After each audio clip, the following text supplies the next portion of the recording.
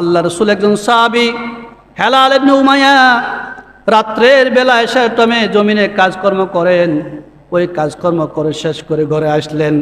ঘরে আসার পরে দেখলেন তার স্ত্রী একজন বেগানা পুরুষের সাথে অপকর্মে লিপ্ত, কথাবার্তা বলতেছে। কিন্তু ওই উমাইয়া হেলাল ইবনে উমাইয়া সব প্রত্যক্ষ করলেন, সব দেখলেন, তাদেরকে কিছু বলে নাই।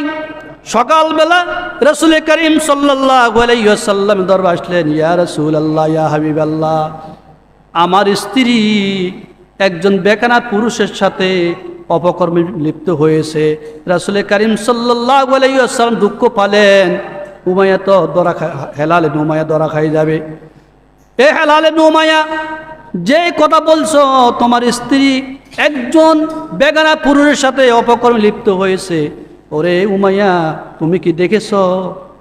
হেলাল ইবনে উমাইয়া বলে, আমি দেখেছি, কিন্তু ইয়া রাসূলুল্লাহ আমি কাউকে সাক্ষী করি না। কি করি নাই? আমি কাউকে সাক্ষী করি নাই। সাক্ষী জন করে নাই বিপদ পড়ছেনি, কথা বলেন, পড়ছেনি? শরীয়তের বিধান তো হলো 4 জন সাক্ষী আনতে হবে। কজন সাক্ষী? 4 জন সাক্ষী যদি বলতে পারে যে এই নারী আর পুরুষ অপকর্মে লিপ্ত হয়েছে, তখন শরীয়তের বিধান হিসেবে বিচার পরিচালনা হবে। কিন্তু হেলাল ইবনে উমাইয়া যদিও ঘটনা সত্য হয়, কিন্তু সাক্ষী তো নাই। কি নাই? সাক্ষী নাই। শরীয়তের বিধান হলো সাক্ষী আনতে হবে। কি আনতে হবে? সাক্ষী আনতে হবে, কিন্তু সাক্ষী তো নাই। উনি কাউকে সাক্ষী করেন নাই।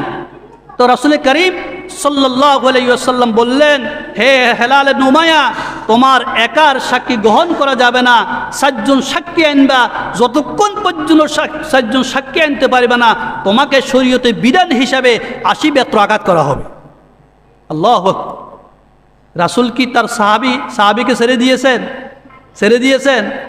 এই সাহাবী নামাজ পড়ে, রোজা রাখে, হজ করে, যাকাত দেয়, ইসলামের কাজ করে, শরীয়তের বিধান মতো চলে, সত্যবাদী সাহাবী, কখন মিথ্যা বলে নাই, যুদ্ধের ময়দানে রণাঙ্গনে জিহাদ করে।